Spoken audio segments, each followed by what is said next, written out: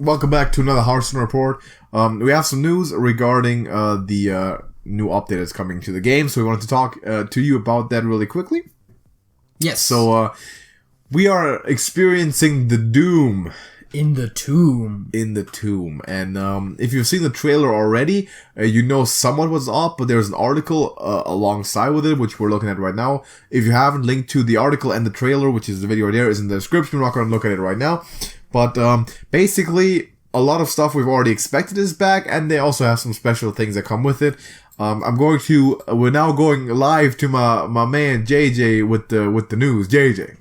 Yeah, so first of all, this whole thing starts off October 8th, 10 a.m. Pacific for the America server, probably a couple hours later for Europe. It tends to be a little bit late. If you want to know the exact times for Europe, you can go to whichever preferred national version of this website and it'll show you your time. The event itself ends at October 30th at 9 a.m. Pacific. The three things that are happening in this event, well, I guess two things primarily, but are Tavern Brawls and associated with that legendary quest, and then of course the wild cards coming back. They didn't specifically state when the wild cards are going to leave, but we're going to get to that later. Full list, by the way, is in this article. And we're going to also probably talk about every single card in there a little bit. Yeah, maybe a little bit, but we'll get into the important ones, at least. Yeah, so first of all, we have the three Tavern Brawls. Week 1 and 2 are going to be the Doom in the Tomb parts 1 and 2. And as you can see, there's a lot of treasures to be gained. Yeah, getting a bunch of packs. And ancient mysteries. Yeah, I think this is a little bit misleading, the way they displayed, because I'm pretty sure the five of those packs and the gold are going to be part of the legendary quests that they spoke about. For completing the run... The quest will probably be related to the Tavern Brawl, though, like play the Tavern Brawl 3 times when it's sort of thing. So, complete a run in under 1 hour and earn a Rothkon's Rumble pack. Yep. Under 40 minutes, you get the Ancient Mysteries in gold. I really like this. It's like the fire festival that they had. Yeah, I mean, it's exactly Fire Evil festivals. So that's great. I love that. That was fantastic because you can compete undercutting each other's times, and we'll be running some competition in the Discord for sure. See who can get the best time. We've already seen from the trailer that some of the bosses, at the very least, are going to be from the Tombs of Terror, which makes sense since this is cool. Doom in the Tomb. And also, we've seen that the first week, as it says, you're going to be playing the League of Evil Heroes. That is specifically the 5 that we... Yeah, Reformed, Hogwaggle, and the other folk. That we've previously had. And then it says that it's now time for League of Explorers in week 2. Yeah. They come in later, because they came later, you know. If you look in the video, you'll see that there is a screen where they're both available at the same time, meaning that you're getting to still play your Explorers on week 2 as well. Yeah. Your Evil dudes on week 2. And here it's that if you're under an hour, you're getting Temple Berserker. If you're under 40 minutes, you get a Generous Mummy. Don't know why you'd want that. I guess not. That's not very generous, but it's dust, yeah. I mean, it's more it's something. We'll take it. There's, again, legendary quests. You see it. 2 packs. Arena ticket. Very nice to have. Arena ticket's going to be relevant later. Oh, that's the third thing, right? Yeah, Arena, big time. Week 3, Haunted Carousel. You know the carousel effect from one of the... Carousel Griffin. Yeah, I was about to say one of the bosses, Carousel Griffin. That's what's going to do it Board rotates, most outside minions, stuff. I think Plague Lord, one Plague Lord did it also. And we have Dead Steeds. Dread Steeds, but yeah. Yeah, but he called him Dead Steeds because he's, you know. Dread Steeds. Yes, but he called them Dead Steeds in the trailer. And if you summon 100 of them... A hondo. Which can be done by killing them, as you might know. Rise of Shadows card pack. Got him. So... Why not? Let's take it. It's free real estate. We'll take that. Treasures from the Tomb. Wild cards are coming back. Cards. And here's the full list. And this list, by the way, we had a very great, reliable source. And while we were doing our latest live stream, someone posted in our chat, actually, that he saw the cards leaked at that very time. We reacted to it live. And it turns out his list was exactly spot on correct. So thank you very much for that. We wanted to wait with the official list for the report, but we now got it. My dude, and he was right. Of course, once again, you get all those cards for free for the duration of the event. Only for the duration of the event. It does say After that, they'll poof out of existence. Yes, and it does say that until the launch of our next major update, they're going to be in there. Right. I assume that might be at the end of October already when the event ends, but Maybe. it might also be later. Maybe. So it reasonably could be anywhere. Well, it does say that it doesn't end with the event, so it probably is after that. Yeah, maybe, I mean, best case scenario it goes until, or longest case scenario it goes until next expansion, but I have serious doubts about Yeah, that. So that's not going to happen. I would assume it's going to end earlier, but we don't exactly Maybe know. November. Maybe it'll stick around for about a month, is what I would expect. And that's really one problem that I have here. I would think it would be a lot cooler if Blizzard had given us a date. Yeah. Maybe But they don't know themselves. Maybe they'll just see how much these cards take over and completely annex the meta. And if they do it too much, they'll shove them out of there after 2 weeks. Which is the problem, right? It's like, well, they can't really do it in 2 weeks since they said it's not going to disappear before the event, which is 3 weeks. But the meta is going to stabilize, and then right when it does, they're going to take it away again. But that's the whole thing they have been doing, though. That's their thing. They don't want stale metas anymore. They've been doing this with the Rise of Shadows, with the Rise of the Mech. But stable doesn't necessarily mean stale. No. But anyways, we got Astral Communion and Kun the Forgotten King. Kun is big. Kun is Something. big, but also you have to really get a good use out of him there. Yeah. Do you play him in Quest Druid? Maybe.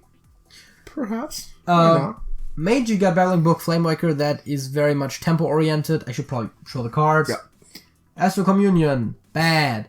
Kun, Decent. good. Yeah, probably good. Battling Book, Decent. can be good. Flamewaker, good. Pretty good. And yay for how the Hearthstone website works. But now we get into some stuff, man. Mysterious Challenger for Paladin. It's a 6/6 that puts up to 5 secrets into play. This dude, Mysterious Challenger, is a heck of a card. Yep. That dude, that's a good card, my dudes. You haven't seen him yet, maybe? You haven't been playing for... I've never seen him. I have seen him, but I've never seen him in standard play because he was there even before me. But man, that's a good card. That's a hell of a card, man. Pretty damn strong. Pretty good secret. Oh yeah, it's not terrible. So it goes with It's been there pretty much forever. Goes with and Mysterious then it Challenger. Lock and load for Hunter? Bad. Bad. It hasn't been good when it was around. Call of the Wild? We'll see. It was good enough that they nerfed it to 9. Then it wasn't that good anymore. We shall see. Depends Maybe it'd be good with Zoljian. Well, we'll see. Highlander would probably play it. Highlander might play. Because they have more slots for cards. Exactly. Evolve. Evolve, really good. Really good. There was an entire archetype around this one card before. It was the Evolve Shaman, surprisingly. And it was like tier 1 and it was insane. And here's a dilemma, right? Do you put this in Murloc, yes or no? Doubtful. No. Because you're losing all the synergy, but you're getting upgrades. You might put it in Quest, but you're not going to put it here. Not going to put it in Murloc. I don't think I don't think it finds its place in Quest because...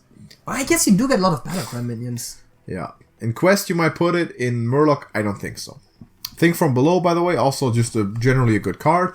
This one, I believe, goes in Quest for sure. Yeah, this also used to be in the Evolve Shaman. Yes.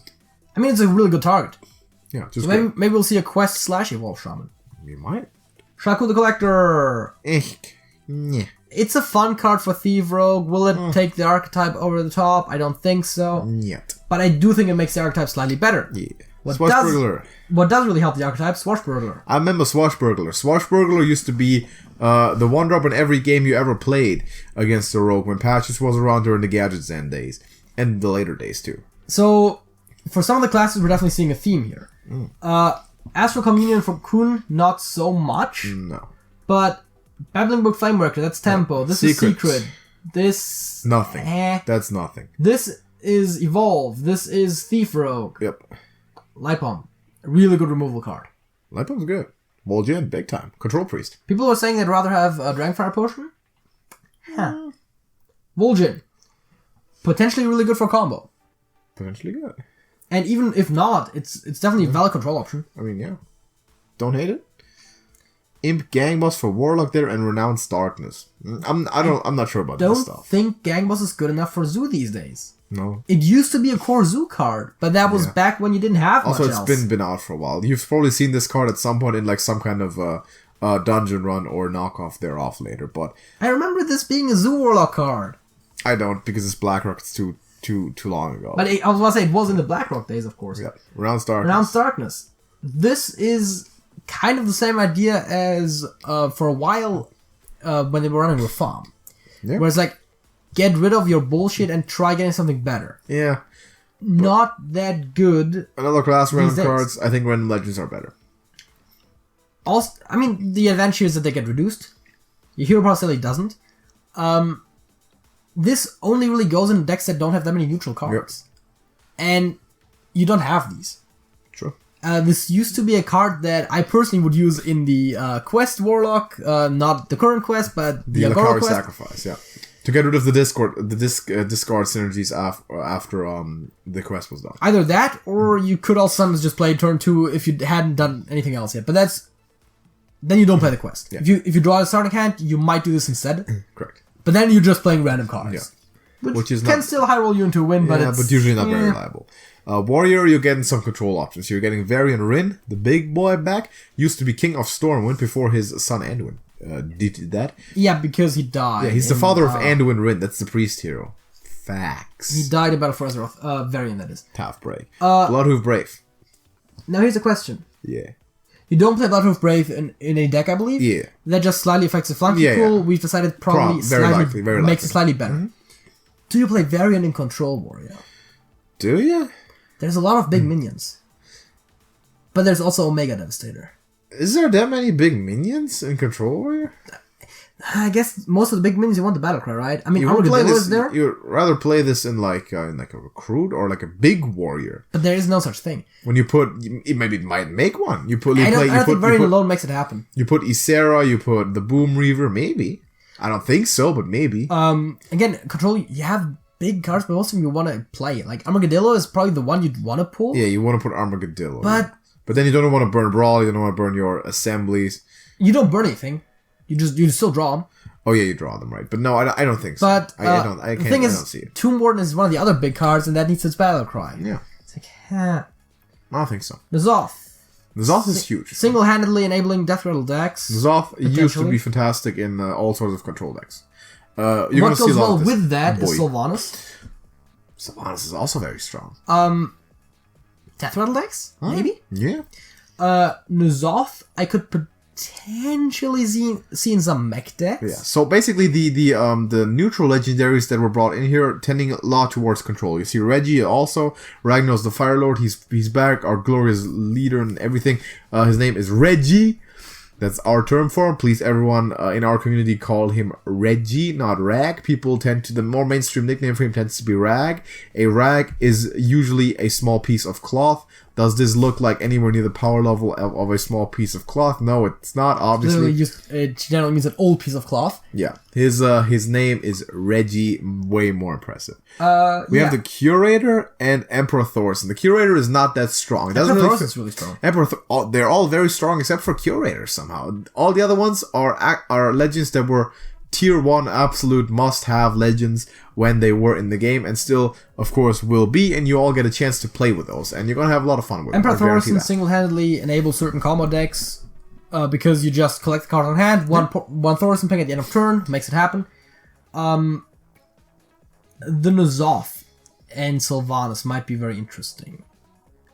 I think that they together have the potential to enable some very strong Death Rattle decks. How about Death Rattle Rogue this time? This is finally going to happen this time.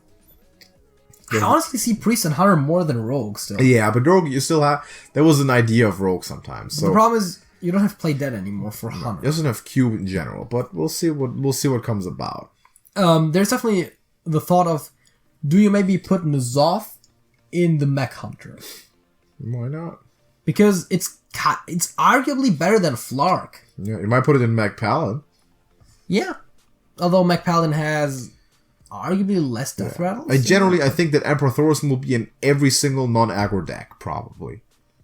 Yeah. Very likely. Like maybe not necessarily mid-range decks. Oh, but he's going to be in a lot of decks. He's going to be in a whole lot of decks. So you're not going to put him in mid-range Hunter because he's not a beast. Yeah, you're going to be seeing a lot of all of these. So is Thorson single-handedly gonna shift mid-range Hunter from not being Master's Call anymore?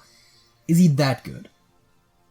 I don't know. Because dropping the Master's Call allows you to also include other strong cards like Houndmaster. It's not. I don't know. I'm not sure. I think the Master's Call is very strong. I don't necessarily think so. You do not have Hunter's Pack, which is another card generation, so you're not as desperate for drawing anymore. People will try. People try it, but we'll see. I'm not sure. I will probably try it because I still don't have Master's Call, but We'll see. I do have the Houndmasters, and that's how I've been playing Midwestern the few times I have, and We'll see how it works out. But that's the cards that are coming back, so you're going to get those for free for a limited time to try out and play in your decks. So that is that. And finally, we're going to just quick heads up, Arena. We're going to be getting dual class arenas once again. And this will coincide with the arena rotation, as I've speculated before. Yeah. Meaning that Free you're only tickets. getting 2 free tickets for this ordeal, which is still good. Though, like always, whenever a rotation or arena update happens, you get a free ticket. You want to leave an open run at the end of it because you'll get the rewards for it and a new free entry. So, as always. Here's the thing, right? Right now, before this update goes live, which is soon, you want to have an arena run with optimally grinded up to 2 losses.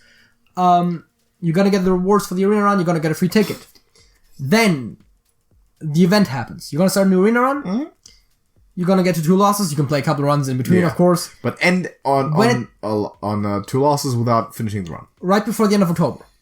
And when I say right before, I mean at least the day before, because a couple hours before the shift happens, they don't allow you to start a new run. Exactly. They're a little aware of this. So you're trying to get 2 free arena rewards out of this. Leave your run open. So, and finally we get the Hex and Flex bundles. Well, I was going to quickly talk about the exact list for the arena run. Yeah, sure.